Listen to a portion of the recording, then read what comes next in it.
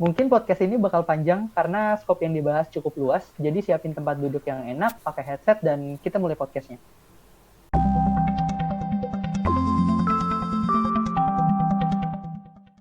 Hello, welcome to Positive.dev.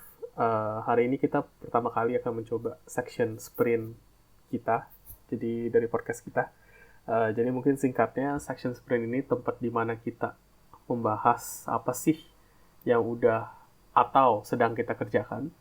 Jadi menariknya, kita lagi mencoba juga kayak hostnya hari ini, gua nggak tahu topik ya apa sih yang mau dibawa sama narasumbernya, Jun. Jadi harapannya supaya hostnya kayak mencerminkan pendengar yang benar yang mungkin benar-benar dari awal nggak tahu apa yang mau dibahas. Sebenarnya juga alasan lainnya mungkin buat latihan critical thinking dari hostnya, hostnya siapapun itu nanti. Oke, jadi kita langsung mulai aja. Jadi hari ini topiknya apa ya, Jun? Yang mau dibahas? Topiknya apa ya? Gue mau bahas kerjaan gue minggu ini. Oke, apa tuh? Apa sih yang lu kerjain minggu ini? Bikin kayak apa ya? Authentication service gitu. Authentication service. Ya, Oke, betul. menarik. Oke, kenapa awalnya lu perlu bikin atau lu mau bikin ini? Perlu atau mau? Atau disuruh? Perlu. Oke, perlu. Ini mendadak. Oke, mendadak. Iya, jadi awalnya tuh kayak apa namanya?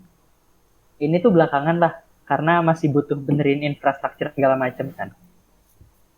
Jadi Jadi, terus tiba-tiba ada kayak kebutuhan gitu. Ayo kita bikin. Ya udah, akhirnya gue bikin berdua sama temen gue. um, Masih tahap masih tahap development sih. udah desain bahkan.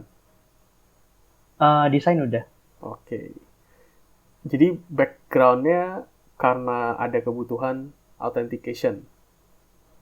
Ya, kebutuhan authentication yang proper mendadak. Oke. Sebelumnya pakai apa? Kalau boleh tahu. Sebelumnya pakai apa? Atau nggak ada? Pakai apa ya? Sebelumnya Firebase. Oh, sebelumnya Firebase. Oke. Ya. Terus Berarti, kayak kita mau enable kayak apa namanya? Internal login sama SSO provider lain gitu kan. oh, Cuman kalau misalkan dipisah-pisah kayak gitu ribet. Jadi kita mau bikin authentication system sendiri. oke. Jadi yang lu lagi bikin ini authentication service. Background kenapa lu bikinnya itu karena ada kebutuhannya. Terus Iya, betul. sebelumnya pakai Firebase berarti. Iya. Oke. Kalau gitu berarti sekarang jadi in-house atau ada pakai tambahan kayak library atau service lain gitu atau pure sendiri semua? Library-nya bikin sendiri, in-house juga. Oke. Bahkan Berarti tahap tahap bikin library-nya masih masih development juga. I see. Berarti benar-benar in-house semua ya authentication service ini. Iya, I see. iya. Ini Paling kayak authentication beberapa authentication authorization. sampai sekarang baru authentication authorization-nya ada rencana bakal dipisah, tapi masih belum tahu kebutuhannya. Jadi kita mikirnya yakni sih. I see. Oke, oke. Kalau yang nggak tahu yakni itu you ain't gonna need it. Oh iya, Jadi kalau yakni itu belum kalau yang butuh nggak tahu, nanti aja. yakni itu ya kayaknya kita belum butuh nanti aja. Iya. Jadi jangan Jadi dipikirin dulu ah, sebelum aplikasinya terlalu kompleks. oke. Berarti menarik. Tadi kita ada backgroundnya. Berarti tadi kebetulan lu sebut yakni juga. Berarti kalau gitu scope-nya apa? Scope dari project atau kerjaan atau service inilah. Scope-nya proper authentication yang pasti, terus multiple device, udah. Proper authentic. Jadi Oke. jadi satu account itu bisa login di mobile, bisa login di web bareng-bareng. Oke. Kalau scope berarti penggunaannya nggak cuma internal tools dong ya? Betul, ini customer facing juga harusnya. Customer facing internal tools. Oh, I see. Dan apapun lah. Oke, I see. Oh, menarik. Kalau kenapa awalnya udah pakai Firebase berarti kan? Iya betul. Kenapa lu merasa beda nggak? Gak usah gitu deh. Bedanya apa sih? Atau tambahan fiturnya atau kelebihan kekurangannya apa sih pakai ini dibandingkan nanti ketika ini jadi kalau pakai ini dibandingkan sekarang pakai Firebase? Ini karena apa ya, privacy kantor. Jadi paling gue bahasnya yang boleh aja. Oh iya, iya.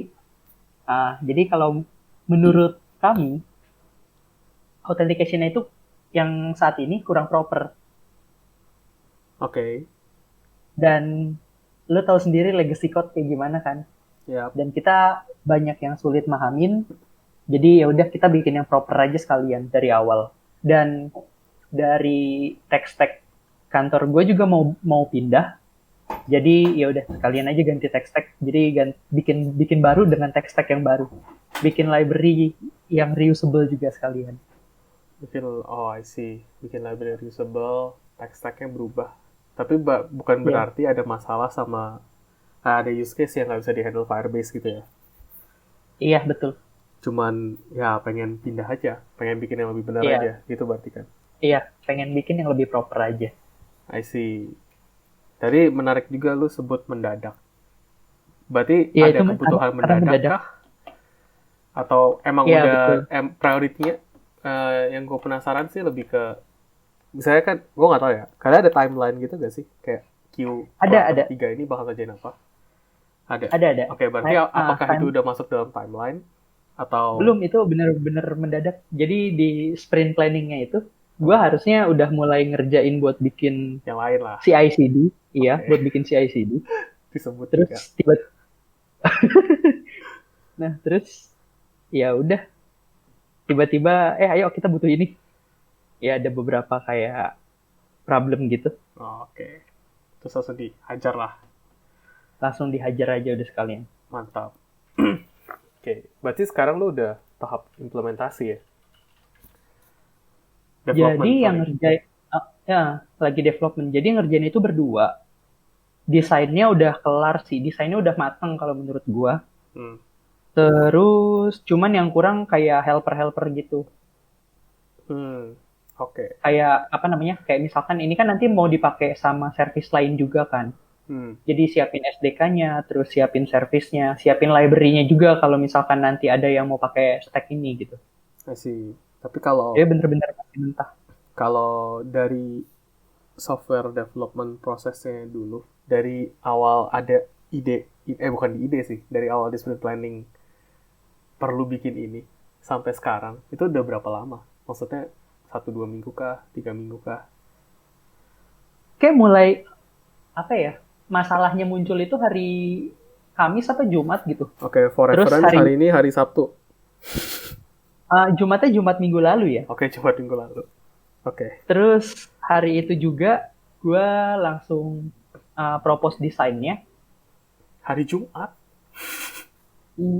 Gue lupa hari Kamis atau Jumat gitu. Rajin Pokoknya sekali masalahnya muncul, terus gue langsung dikasih tahu, kayaknya kita bakal bikin ini dulu, yang lain prioritinya diturunin. Terus hari itu juga gue langsung propose desainnya, langsung di approve. Senin gue berdua udah mulai ngerjain sih. Oh, mantap, mantap. Berarti seminggu lah ya dari awal sampai sekarang ya. Iya, kurang lebih seminggu lah. Berarti development proses software development apa sih LC life cycle itu kok nggak inget apa teorinya. Berarti yang udah dilakuin udah apa desain. Terus berarti sekarang Desain udah. implementation ya. Nextnya apa nanti testing gitu. Iya, nextnya nanti testing. Terus kalau misalkan udah, bikin SDK-nya. Oke, SDK-nya belakangan berarti. SDK-nya belakangan. I see. Berarti oke. Desain tahap desain lo yang di minggu kemarin itu seribet apa sih desainnya? Iya. Maksudnya dari awal deh, misalnya lo desainnya tuh mulai gimana? Maksudnya apakah udah ada, kan mungkin mendadak ya, belum ada timeline juga. Jadi mungkin belum ada Iya. belum ada requirement yang tertulis gitu kan? Betul. Nah, lo desainnya kalau patokannya gimana gitu? Langsung dari masalahnya aja kah? Dimintanya sih MVP kan sebenarnya kan. Hmm. Dimintanya MVP, pokoknya login system yang proper. Nggak ada requirement sama sekali waktu itu. Jadi kayak dibebasin karena sebelumnya belum pernah ada service ini, ya kan. Jadi bener-bener bikin dari awal. Terus ya udah gue propose dengan ide gue yang bakal flow-nya seperti apa segala macem. Jadi bener-bener gue nggak dikasih requirement. Pokoknya MVP cepet kelar, ya udah gitu aja. Cepat kelar, cepat live udah lah ya. Iya. Oke, menarik. Berarti sekarang udah berapa persen development-nya? Sekarang buat flow-nya sendiri masih sedikit sih. Buat sistemnya sendiri ya, itu masih 10% kali ya. Oh, I see. Oke. Karena apa? Coworker gua juga masih belajar bahasanya. Oh, I see. Nah, terus buat library-nya sendiri, gua lagi bikin kurang lebih berapa ya ngitungnya? 70% kali ya. Library, oke. Berarti ada dua ya komponennya, ada Iya, end-to-end flow-nya sama ada kayak library pieces gitunya ya. iya, I see. Oke. Berarti kan gue udah cukup kebayang maksudnya background dan apa sih yang mau dibuat, gimana proses buatnya sampai sekarang. Kita boleh, gue nggak tahu ya, kita boleh detail, agak detail gak sih? iya karena masih tahap development dan kemungkinan bakal berubah, harusnya boleh-boleh aja sih. Oh, kemungkinan bakal berubah. Hal yang sangat common didengar. Oke. Ntar mulai dari mana ya? Kalau gitu. Ya udah deh, high level flow-nya deh. Nggak usah detail gambarannya. Misalnya gue user. Apa sih Ya, eh, apa sih yang bisa gue lakukan? Berarti gue bisa login sama register kali ya. iya, login, register, logout. Login, register, logout. Dari sisi user, itu kayaknya cukup to the point berarti ya. Login, mungkin email, Iya, password, dan lain-lain kan. betul. Oke. Tapi kalau ketika kalau kita agak technical dikit, ketika misalnya gue login atau gue register atau apapun lah, itu apakah langsung ini service kan, authentication service Iya, gitu kan? service. Berarti dia Iya, betul. apakah dia satu microservice sendiri atau apakah dia dalam sebuah monolithic app yang lain yang udah ada gitu arsitekturnya? Ini arsitekturnya dia service sendiri karena kebetulan ini gue kan apa namanya kantor gue juga kan pengen pindah tech stack kan. Jadi ini bener-bener baru pertama kali implement tech stack ini. Jadi service sendiri. Dari apa ke apa? Ini tuh sampai Dari ya dari Java. ke Go. Terus pilihan pindahnya sebenarnya dua, Go sama Kotlin. Oke. Terus gue mikir uh, kayaknya dari bahasanya kurang lebih sama kan. Sama-sama dia nggak bisa nil value gitu kan. Kecuali variabelnya opsional gitu. Hmm.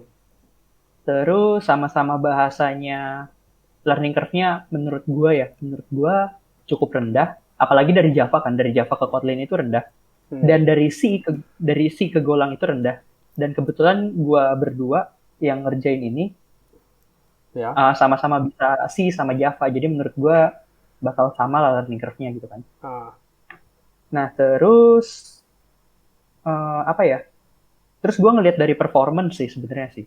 Kalau dibandingin Kotlin, gue yakin gue lebih cepet. Jadi gue pilih Go. Oke. Jadi akhirnya pilih Go. Akhirnya pilih Go. Tapi berarti selain learning curve untuk belajar language-nya yang tadi mungkin udah nggak terlalu banyak sama mungkin berarti tambahannya deployment atau running-nya juga kan. Kalau Java Kotlin kan berarti sama JVM.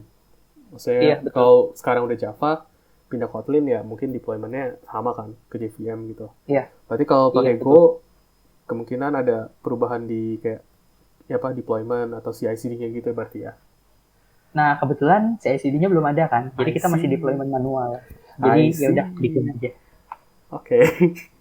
Oke, masih manual. Oke.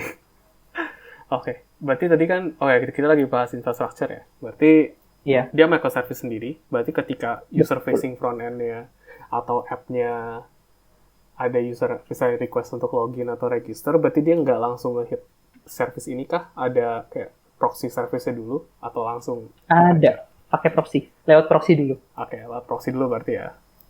Iya, I betul. see. Oke, gue udah cukup kebayang sih. Berarti ada ya satu front end, terus ada beberapa service, salah satunya out service ini kan.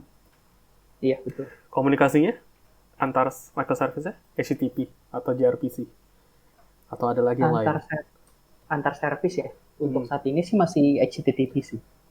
HTTP JSON berarti ya? Iya betul. I see. Oke. Normal lah itu. Masih pakai REST. Standar lah. Iya. Oke. Itu berarti arsitekturnya lah ya. Ya kalau database-nya Iya, ya udahlah to the point lah ya. Relational kan? Iya. Relational. Iya. Oke. Karena masih belum butuh yang graph kayak Twitter gitu kan. Oh iya, belum. Nggak cocok juga menurut gua kalau buat authentication. Iya makanya. Nggak cocok dokumen base. Oke, kalau gitu. Arsitektur, oke lah, udah kebayang. Kalau flow-nya sendiri? Maksudnya, kalau yang langsung to the point kan, langsung passing parameter post aja kan. Email, password, yang mungkin udah di-encrypt, atau udah di-salt, atau apapun. Nah, tapi biasanya kan kalau yang kayak gini agak sensitif ya. Maksudnya, biasanya orang kayak nambahin token, atau mungkin contohnya misalnya JSON Web Token, JWT, atau yang lain-lain. Nah, lu apa implementasinya di desainnya ada hal-hal gitu juga gak? Sama sih, masih token based authentication juga. Karena karena kan microservices kan. Bukan monolith kan. Jadi kita nggak bisa nyimpen session gitu aja ke backend terus diminta fetch sama frontend kan. Makanya kita pakainya token based. I see. Berarti standarnya juga sama standar JWT.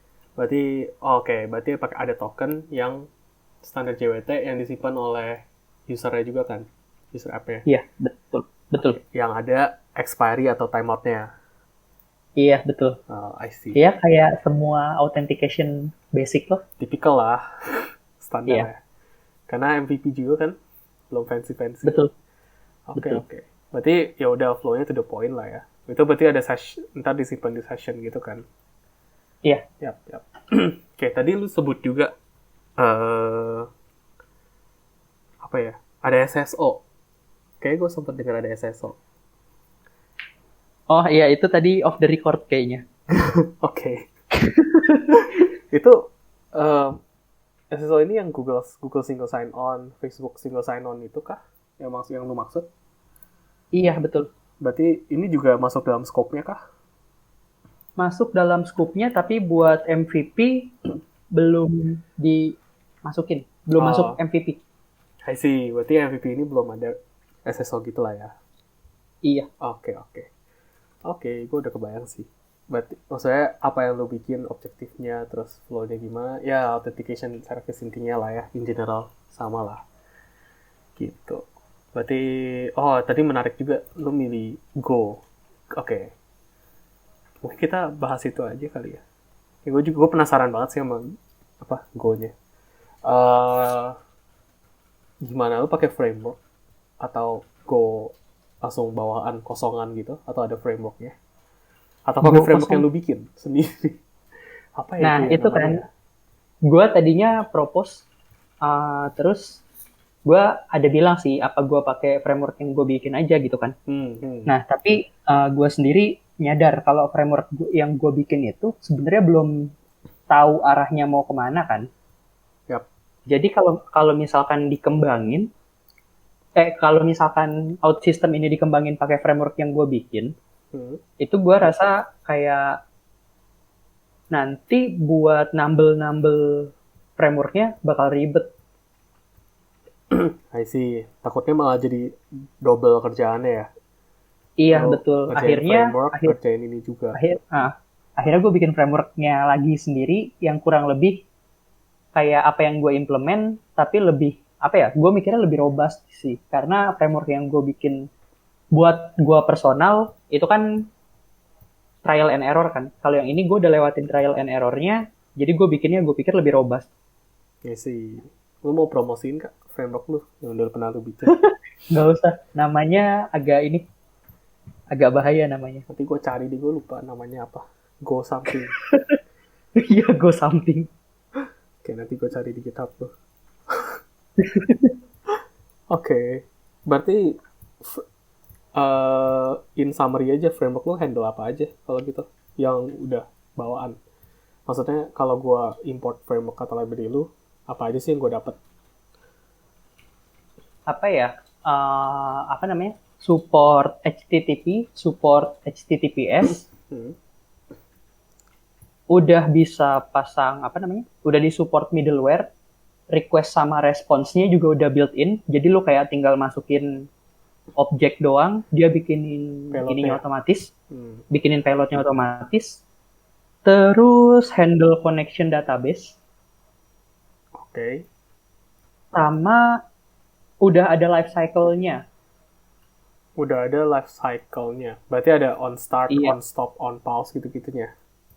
iya. Tapi untuk saat ini baru kayak before start sama right before shutdown doang. Oh, oke. Okay. For start, right for Ter- shutdown.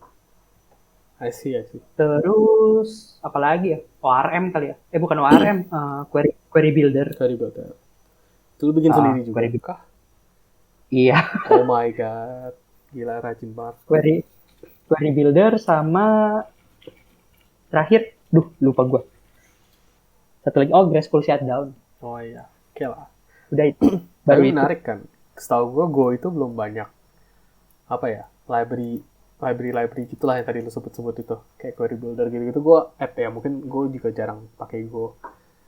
Setahu gue belum banyak sih. Mungkin itu jadi consideration lu gak sih pas milih Go atau Kotlin? Maksudnya kalau Kotlin kan Java library harusnya banyak kan, jadi dia Iya, ya Java library harusnya cross compatible kan Java Kotlin. Iya, betul. Itu apakah jadi consideration lu pas ngebikin juga, pas bukan ngebikin, pas ngedecide di awal Go atau Kotlin gitu? Pas ngedecide waktu itu kan ditawarin lu mau pakai Kotlin atau mau pakai Go gitu kan. Iya. Waktu terus kalau misalkan lu pakai Kotlin, disuruh cobain Vertex ya, nama Oh frameworknya ya. ya, Reactive, Vertex.io. Wah, dulu gue pionir deh. reactive programming gitu kan, Iya, ditawarin kan. iya. Terus ya sebenarnya cuma gara-gara performance sih. I see. Berarti lebih ke performance ya. Terus iya betul. Terus sebenarnya library-nya emang bener yang kayak lu bilang itu nggak banyak, tapi ada. Dan beberapa yang ada ini bener-bener ya dipakai sama banyak orang. Kayak misalkan ORM itu udah ada sebenarnya kan, kayak Gorm gitu. Hmm. Cuman pas gue cobain kayak ini makanya terlalu ribet dan menurut gue terlalu overkill. Kayak apa ya namanya? Nggak semua query kita butuhin gitu kan. Hmm. Dan akhirnya gue milih bikin sendiri karena fleksibilitas juga sih. I see. Oke, oke. Tapi menurutku lagi bodoh gua. Dan menurut lu apakah bakal worth it? Maksudnya investmentnya. Ini kan berarti kayak investment gitu kan. Lu ngebikin, Iya betul. padahal maksudnya kalau gue liatnya lu ngebikin iya, tapi mungkin ini cuman karena eksperimen juga pakai Go. Jadi mungkin belum tahu kan apakah kedepannya masih dilanjutin atau enggak gitu. Jadi Iya betul. approach lu gimana pas ngebikinnya? Apakah kayak tadi apa library-nya atau framework-nya juga MVP aja atau udah cukup terlayout supaya di depan bisa gampang ditambahin atau diubah gitu, atau ya gimana? Itu kok udah terlayout. Hmm. Jadi emang rencananya library yang gue bikin ini buat nge-support service-service lain yang nanti bakal dibikin di atas Golang. Okay, Emang udah direncanakan seperti itu. berarti emang udah ada plannya service lain bakal kemungkinan pakai Golang gitu juga ya? Iya, buat yang pakai Golang bakal pakai library tersebut. I see. Menarik. Oke, sebenarnya gue cukup penasaran sih cara gimana ya? Cara project manage-nya. Maksudnya kan nih lu gak cuma bikin authentication service kan, tapi lu juga bikin library-nya gitu. Nah itu tuh di level kayak project management-nya itu gimana sih? Apakah udah kelihatan gak sih di awal kira-kira, kan biasanya mungkin lu sprint planning kan, kelihatan gak sih di awal kalau lu bikin service mungkin lebih ke breakdown ya kayaknya, service ini butuh apa aja, ini butuh apa aja. Tapi kalau lu bikin framework itu kan, kalau yang gue lihat agak beda. Apakah itu udah ketahuan di awal? Maksudnya kalau mau bikin framework, breakdownnya gimana, tasknya? Atau itu kayak selama lu jalan ya kayak go as we go gitu, selama lu jalan lu nemuin hal baru, oh berarti kita harus bikin tas ini juga gitu. Iya, sesuai kebutuhan sih sebenarnya. Kayak kemarin, sebenarnya kan gue udah bikin basic-basic kayak apa namanya, dia nge-support HTTP gitu kan, terus nge-support middleware segala macem. Nah itu sebenarnya udah jalan, udah bisa dipakai. Gue bisa sebut itu versi 0.10 lah gitu kan. I see. Sebenarnya udah bisa dipakai. Dan terus karena ini kan paralel kan ya, karena sistemnya sendiri paralel sama library-nya. Nah sekarang ini Sorry, nggak sekarang sih, parallel tuh kemarin. in terms of development ya? Iya, in terms of Oke. development-nya. Oke. Nah kemarin itu tiba-tiba kayak teman gue ini yang bikin out sistemnya bilang lognya Go itu nggak kayak lognya Java. Dia nggak bisa nge-trace errornya di mana segala macam gitu kan. Oke, ya gue nggak tahu Nah, jujur, karena gue ya oh baru. iya, Oke. maksud gue sama kalau Java kan dia nge-trace kan. Dia bisa kasih tahu error di line berapa segala macam. Mm-mm. Nah, karena ada kebutuhan bikin logging tersebut, akhirnya gue bikin log yang kalau misalkan dia error, dia balikin errornya di mana segala macam kayak gitu. Oh, itu Nah, terus oke. uh, Nggak apa, lanjut aja. nah, terus itu bisa gue sebut 020 gitu kan, atau 011 lah gitu. Hmm. Tapi gue nggak tahu sih kalau misalkan kayak gitu kan, itu sebenarnya bukan nge-patch kan, tapi nambah feature kan. Yap, nambah fitur. Ya udah kita anggap 020 lah gitu kan. Ya. Nah, terus udah kelar nih masalah yang kayak gitu. Terus sekarang udah mulai query nih, mau dilihat query-nya bakal butuhnya kayak gimana aja segala macem. Dan karena built-in library-nya Golang itu udah support buat query, Oke, support query. udah support buat query. Uh-huh. Jadi kalau misalkan Java kan kita perlu JDBC segala macam kan. Ya. Nah kalau Golang kan udah ada, tapi nggak gitu developer friendly kalau menurut gue. Oke. Nah, dan nggak gitu fleksibel. Jadi gue coba bikin query builder yang cukup fleksibel. Ya jadi kayak sesuai kebutuhan aja sambil jalan. Jadi lu kayak ngebikin juk basically. Gila. Ngebikin juk nggak ya? Nggak segede itu sih sekolah pasti. Iya, kalau juk itu kan dia nge-mapping table-nya dari database kan. Yap, dia bisa nge-mapping table, ya. Nah, kalau yang gue bikin saat ini itu, gue ngambil reflection dari kelasnya. Jadi misalkan di kelas tersebut ada field apa aja, terus gue reflect di query buildernya, oh fieldnya itu ini di database. Ya udah nanti gue ambil aja kayak gitu. Jadi reflection dari sebuah kelas, bukan mapping dari database. I see. Oke, menarik. Berarti tipenya gaya kerjainnya berarti benar-benar yang butuh apa ngerjain gitu ya, yang nggak terlalu ke map di awal gitu ya. Betul. I see. Tapi tadi menarik juga, lu kan kerjainnya paralel ya. Nah, iya. Library atau framework yang lu bikin ini lu apa ya? Gue kalau Java atau Kotlin kan jadi jar biasanya. Maksudnya satuannya, outputnya. Kalau Go ini jadi apa? Go ini sebenarnya executable kan? Nah, Go itu kan harusnya kalau library itu Go modules kan kalau nggak salah. Betul, Go modules. Kalau misalkan app-nya kan emang dia jadi binary kan, jadi executable gitu kan. Berarti apakah lu bikin Go modules? Nah, gue bikin Go modules. I see. Jadi ini benar-benar depends ke Git sebenarnya. Karena versioningnya di Git version. Terus karena Golang itu kalau kita pengen import dependensi, yang diimport itu source code-nya sebenarnya. Jadi ya gue nggak perlu build apa-apa, gue tinggal upload ke Git. Terus nanti gue kasih version. Terus buat yang butuh cuma tinggal manggil doang, go get apa gitu. Misalkan framework gue gitu kan ya, go get ABC versi 010 gitu. Nanti dia ambil yang 010. Dia ambil source code-nya 010. I see. Berarti sifatnya vendoring. Termsnya vendoring? Iya harusnya sih. Dia termsnya vendoring. Tapi bener-bener, kan kalau vendoring itu biasanya ya kalau di project standard, kalau yang namanya vendoring itu kita bikin satu package atau kita bikin satu folder namanya vendor. Itu di situ tuh isinya source code library yang kita butuhin. Nah itu vendoring kan. Hmm. Nah Golang juga sama, bedanya vendornya kita nggak perlu bikin direktorinya, nggak bikin foldernya. Jadi vendoringnya dari Git langsung. I see. Berarti lu bener-bener import code-nya dari Git gitu lah ya.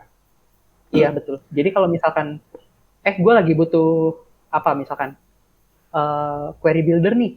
Oh ya udah gue bikinin. Terus nanti gue upload ke Git, gue kasih versionnya. Ya udah nanti dia cuma tinggal ambil doang dari Git. Nggak perlu upload jar segala macem. I see. Berarti kalau kayak gitu, itu dia ngambilnya setiap compile atau setiap apa? Maksudnya setiap compile time? Hmm, Compile time. Siap mau compile jadi executable? Atau gimana? nggak setiap compile jadi executable. Jadi Golang itu dia sifatnya dia nyimpen setiap dependensi kita ke satu folder gitu. Oke. Okay. Jadi kalau misalkan emang kalau dibutuhin ya dia ngambil dari lokal mesin. Kalau nggak ada di lokal mesin, baru dia ngambil dari Git, disimpan di lokal mesin buat nanti baru dipakai. I see. Oke, menarik. Berarti in a way lu juga bisa ngebatasin siapa yang bisa akses library itu kan, karena lu bisa pakai GitHub punya akses kontrol gitu kan. Iya, betul. I see. Oh, very interesting. Ya, gue harus mulai baca-baca juga kayaknya. Ini hal yang sangat menarik. Oke, kalau kayak gitu. Kita kayak nggak apa sih, lumayan melenceng dari awalnya kita bahas authentication service, terus sekarang kita bahas GoMob. Tapi nggak apa-apa. Oke lah. Seru. Berarti kayak authentication service, berarti lu jalannya paralel. Ada yang develop authentication, ada yang develop frameworknya, terus pakai Go. Oke, deploymentnya Docker, Kubernetes, container. Kayaknya masih binary sih, karena harusnya CI/CD-nya kan belum jadi kan, karena timeline gue buat ngerjain CI/CD kepake buat itu kan. Jadi ya udah cuma deploy executable-nya, jalanin, udah kelar. I see. Oke. Oh, sesimpel itu ya, to the point ya. Oke. Iya, sesimpel Berarti lu itu. taruh di mesinnya langsung ya, gitu. Langsung taruh di mesin. I see. Kalau kayak masalah port handling, buka port, tutup port gitu, apakah juga udah di-handle sama framework lu? Buka tutup Nentuin port mana, jalannya di mana, dan lain-lain. Oh, itu ada gue jadi kayak apa namanya? Gue udah siapin struktur config-nya. Jadi nanti buat jalanin aplikasinya, lu cuma tinggal bikin file YAML doang. Jadi nanti aplikasinya baca dari file YAML tersebut. I see. Oke lah. Menarik lah. Oke. Jadi kalau lu bisa, apa ya? Gue coba summary. Jadi kalau gue coba summary, proses dari awal lu ngerjain authentication service ini, pertamanya biasanya pasti desain kan. Iya, tapi lu desainnya MVP doang ini. Habis itu nextnya langsung development. Cepet lah gitu. Within one week udah berapa persen tadi? 10% flow sama 70% library kalau nggak salah ya, seinget gua. Iya, untuk yang dibutuhin ya. Untuk yang dibutuhin ya. I see. Berarti oke lah, to the point. Terus lu 2 orang berarti paralel ngerjainnya. Iya, betul. I see. Oke, menarik. Lu pakai Go. Oke, bikin framework lagi sendiri. Luar biasa sih. Oke, berarti kira-kira apakah udah ada expectation gitu? Project ini berapa lama? Terus bakal live-nya kapan? Atau integration sama app atau front-end-nya nanti bakal gimana gitu? Karena sebenarnya ekspektasinya itu kalau dari gue sendiri ya, ini bakal kelar 1 bulan untuk MVP. Cuman kan tadi gue ada sempat bilang kalau out sistemnya sendiri itu baru 10% kan ya? Iya.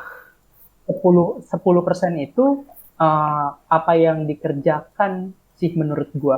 Tapi explore-nya itu udah cukup banyak karena temen gue ini yang satu belum gitu familiar sama bahasa Go. Jadi sebenarnya ya udah ngerjainnya ya sambil explore gitu kan. Jadi sebenarnya explore-nya udah cukup banyak sih kalau menurut gue sih. Nah, yang dikerjain itu udah 10%, dan kayak lo tahu sendiri, misalkan sesimpel sesimpel tadi deh isinya. Login, register, logout gitu kan. Hmm. 10% itu ya paling baru kayak apa namanya? Cuma Sepertiga login. ngetes-ngetes, ya ngetes-ngetes doang, 3 login, dan ya lu tahu sendiri pasti itu skupnya kecil kan. Ya. Jadi kayak dari gua 70% ke 100% sama dari dia 10% ke 100% ya bisa bisa dibilang sebenarnya timelinenya sama gitu. Hmm. Ekspektasi berhentinya di waktu yang sama. I see. Berarti masih long way to go lah buat sampai ini run Iya, ke production. Nggak apa, nanti gue tunggu, terus gue pakai. nggak bisa ini private repo. Enggak, maksudnya gue pakai loginnya, bukan pakai library-nya. Oh, mantap. Iya dong. Bentar. Iya. Company-nya masih rahasia kayaknya kan. Ya udahlah. Nah, Iya, kita rahasiakan sabar saja. dulu. Tapi nanti gue bakal pakai. Bakal mencoba. Nanti kalau ada isu gue lapor langsung. Iya, jadi bug Oke. bounty. Iya. Speaking about issue, jadi eh selama lu ngerjain ini, yang udah semingguan ini, apa sih common issue yang sering ketemu gitu? Temen isu yang sering ketemu, behavior Golang nggak sesuai sama ekspektasi. Apa goal? Oh, behavior goal nggak sesuai ekspektasi. Contohnya, Iya. contohnya. Contohnya ya, Hmm. kayak apa namanya? Ternyata handle null field di database itu nggak segampang itu. Oh, I see. Ya, ini dulu kita pernah ketemu kan, yang handle null. Iya, iya. Iya, iya. Cuman kan gue abis itu udah nggak pernah development pakai Go lagi kan. Jadi gue udah bener-bener lupa tuh. Sekalinya gue bikin, oh iya gue inget. Ini susah banget nge-handle null field. Oke. Oh, oke. Jadi handle masalahnya, ya, masalah Java ujung-ujungnya kena juga di Go ya, null pointer. Iya. Terus gimana? Overcome-nya gimana? Atau solusinya gimana? Nah, jadi sebenarnya ini agak sebuah penyesalan sih milih Go. Karena Go itu kan bahasa yang nggak support null kecuali lu pakai pointer kan. Iya. Jadi basic data apa namanya primitive data type dia itu nggak ada yang namanya null. Jadi Mm-mm. kalau misalkan lu bikin bikin variabel dengan primitive data type, dia punyanya default value. Default value-nya itu kalau string ya string kosong, kalau misalkan long integer ya nol, Mm. boolean ya false gitu kan. Mm-mm. Sebenarnya itu yang sulit kan. Yap. Nah, cuman pas gue pikir-pikir, kalau misalkan gue pakai Kotlin, itu juga sama. Ya, Bener nggak gak? terlalu beda. Bener. Iya kan? Kotlin itu karena dia nggak punya default nil value kecuali variabelnya lu bikin opsional, bener nggak? Iya, tanda tanya. Iya. Jadi gue akhirnya kayak, oh ya udah ini bakal sama aja kayak di Kotlin gitu kan. Nah Iya. terus Ini iya, akhirnya gue ada, iyain by my knowledge ya. Gue nggak tahu sebenarnya udah ada cara yang lebih bagus gak. iya iya iya. Nah terus gue baru tahu, bukan baru tahu sih, apa namanya? Awalnya itu kita kan udah ngomongin nih masalah ini. Ini kayaknya bakal susah deh nge-handle null value. Kayak misalkan kita dapat payload dari user, Hmm. dari klien. Nah, usernya itu nggak ngisi fieldnya. Berarti kan harusnya kita expect-nya user nggak ngisi itu null kan? Iya. Bukan kalau kayak dia nggak ngisi umur terus umur dia nol. Bukan kayak gitu kan sebenarnya kan. Tapi dia tidak mengisi umur gitu kan. Hmm. Hmm. Terus akhirnya masalah itu secara temporary, ya udah kita atasin aja, kita bikin semua variabel itu pointer, Oke. Jadi bisa nol. jadi bisa null. Nah ternyata pas gue bikin query buildernya, Ah. kan gue mapping apa namanya, gue nge-reflect dari objek tersebut kan, dari objek yang dikasih kan. Hmm. Nah kalau null ini gue pengennya itu eh, nggak masukin ke database gitu kan, biar dia dapat default value dari database. Hmm. Nah, tapi kadang gue nggak tahu mana yang sengaja diisi null Atau mana yang atau mana yang tidak disengaja. si Nah, itu masalah baru kan. ya. Nah, itu cukup stres gue mikirinnya. Terus Hmm. akhirnya satu hari bener-bener nggak. nggak bener-bener 1 hari sih, 12 jam kali ya. Jadi gue kapan ya? Kemarin hari apa sih? Jumat ya? Kemarin Jumat. Jumat itu gue WFH kan. Yap. Jadi gue ambil jam kerja dari jam 7 sampai jam 4 sore kan. Mm-mm. Nah dari jam 7 itu gue mikirin ngehandle gimana caranya gue tahu yang sengaja mana yang nggak sengaja mana gitu kan. Ya. Terus gue baru inget kalau misalkan Golang itu buat database, dia ada field yang namanya SQL null string atau SQL null boolean gitu. Iya, benar. Jadi Pernah lihat nih. dia punya struct kayak gitu, dan itu akhirnya gue pakai instead of pointer karena struct tersebut dia punya 2 atribut, yaitu atribut objeknya sendiri, kayak misalkan kalau kita isi password ABC gitu, ya udah value-nya ABC. Nah, dia juga punya satu atribut lagi yang cukup penting namanya isValid. Is valid. Iya, betul. IsValid itu boolean, true atau false. Jadi kalau misalkan gue isi gue isi string kosong gitu kan. Ya. Terus cara gue beda ini, yang ini string kosongnya sengaja apa enggak sih? Gue ngelihatnya dari isValidnya. Kalau misalkan dia isValidnya adalah false, gue expect dia null. Tapi kalau misalkan true, berarti dia sengaja diisi kosong. Is valid itu yang isi siapa? IsValid itu yang isi nanti dari service. Oh, I see. Berarti Jadi kalau service-nya misalkan yang isi. betul, jadi kalau misalkan kalau misalkan atribut tersebut nggak ada di payload, berarti kan gue anggap nggak diisi kan. Iya. Nah, berarti itu gue anggap string kosong dengan isValidnya false. Sebaliknya, kalau misalkan dia isi atribut tersebut kosong, berarti nggak null dong. Nah, gue isi dia dengan string kosong, tapi isValidnya true. Jadi gue tetap masukin. I see. Ini berarti ada isValid ini di dalam library yang SQL null string null boolean gitu ya? Iya, betul. I see. Berarti masalah lu null. Seperti masalah Java dan lain-lain. Terus, tapi solusinya, berarti sementara lu ada yang pakai pointer tadi, variabelnya, sama pakai yang SQL null string atau null integer atau null boolean ini berarti ya? Iya, betul. I see. Dan itu udah nge-solve sebenarnya? Itu udah nge-solve. Itu bener-bener udah nge-solve. Akhirnya gue bisa bedain mana yang sengaja, mana yang nggak sengaja. I see. Oke, mantap. Berarti kalau gitu, lu ada saran nggak? Kan kita bahas authentication service nih, tapi sebenarnya yang lu bikin authentication service kan, sprint ini. Tapi kayaknya mungkin yang lebih tepat kita bahas Go and authentication service atau authentication service in Go gitu kan. Nah, iya, bisa dibilang kayak gitu. Kalau ada yang mau belajar atau mau bikin dan belajar dengan membikin ini authentication service in Go, atau belajar Go atau belajar authentication service sendiri atau belajar Go sendiri atau apapun lah itu, lo ada saran kah? Apa sih yang harus mulai dari mana, sama apa sih yang harus diperhatiin gitu, yang poin-poin kayak key points-nya gitu. Authentication service-nya ini sendiri cukup banyak sih yang harus diperhatiin sih. Kayak misalkan kita ngomongin token base lah ya. Karena yang gue bikin juga token base kan. Yep. Misalkan kita ngomongin token base, yang perlu diperhatiin adalah pertama gimana cara ngirim token yang aman dari server ke klien. Itu cukup bahaya juga. Jadi perlu dipikir matang. Iya, jadi itu perlu dipikir matang-matang. Terus gimana cara klien nyimpen token yang dikasih? Ya. Itu kan masalah juga karena beberapa kayak client side itu rentan sama security hole kan, kayak CSRF, cross-site request forgery gitu kan. Yep. Sama ada kayak cross-site scripting.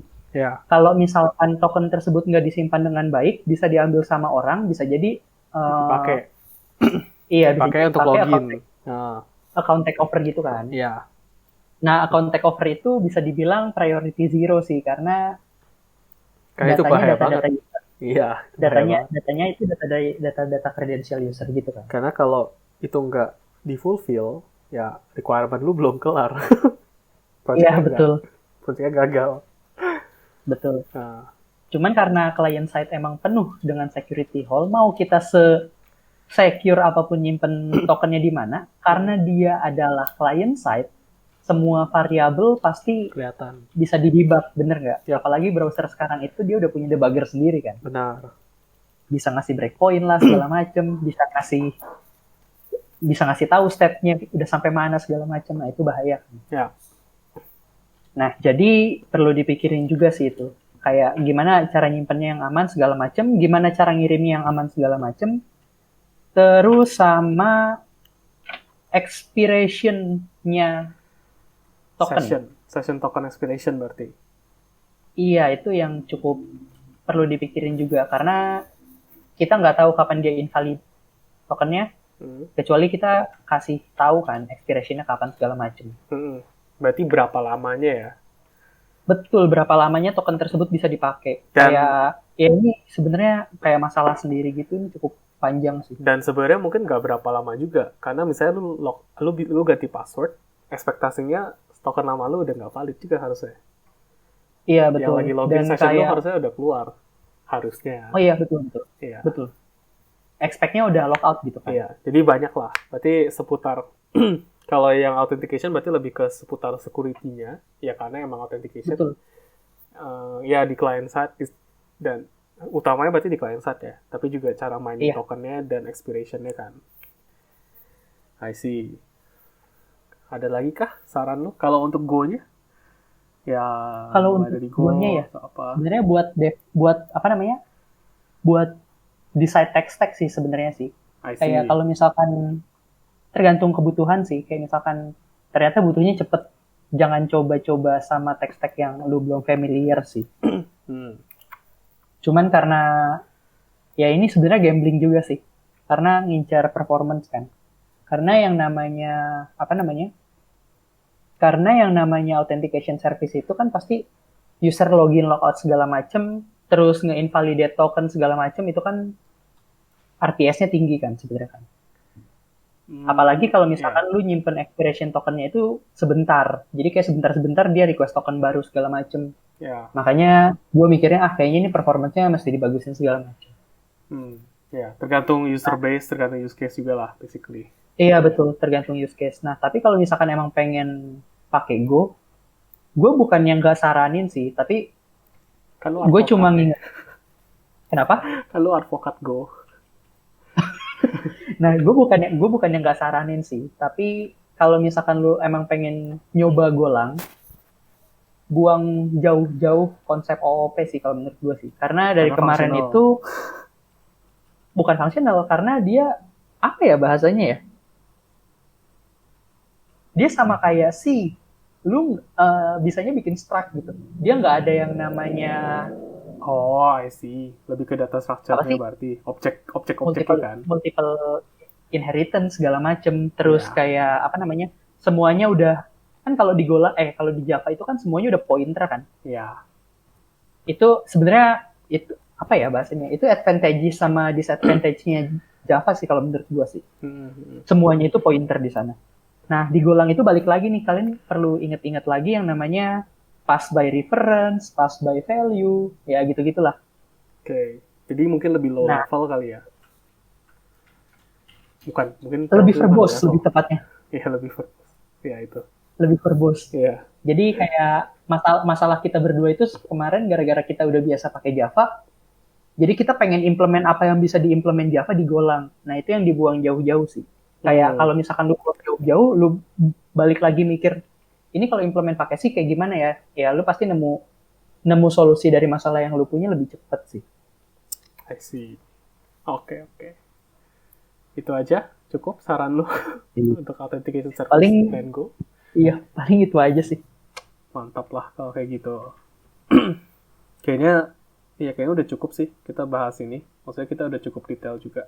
Udah ada problemnya tadi, kenapa sih lu bikin authentication service, terus cara bikinnya gimana, decide text stack-nya pilihannya ada apa aja, terus flow-nya gimana, infrastructure-nya gimana, terus service pattern-nya gimana, terus bahkan sampai kayak project level ya, kerja ini gimana sih, planning dan lain-lain. Dan juga ada kayak isu-isunya kan tadi. Kalau menurut gue kayak kita udah cukup detail bahasnya. Kalau menurut lo gimana? Ya kalau menurut gue, kalau misalkan emang pengen bahas autentikasinya doang, itu sebenarnya sesi baru sih, karena autentikasi itu cukup banyak yang perlu diomongin juga kan. Benar. Cuman buat development segala macem, kalau menurut gue udah cukup sih. Mantap lah kalau gitu. Berarti kita sudahi saja ya sesi sprint kali ini. Yai, sampai jumpa di sprint selanjutnya. Mantap. Kapan tuh? Belum tahu kayaknya. Belum tahu. Kapan-kapan. Oke, kalau gitu. Thank you. Gitu aja. Ya, thank you. Terima kasih telah mendengarkan podcast kita ini. Mohon maaf kalau ada salah kata yang baik yang disengajai maupun yang tidak. Jika ada pertanyaan lebih lanjut, bisa kontak kita di hello@positive.dev atau juga bisa DM di Instagram kita @positive.dev.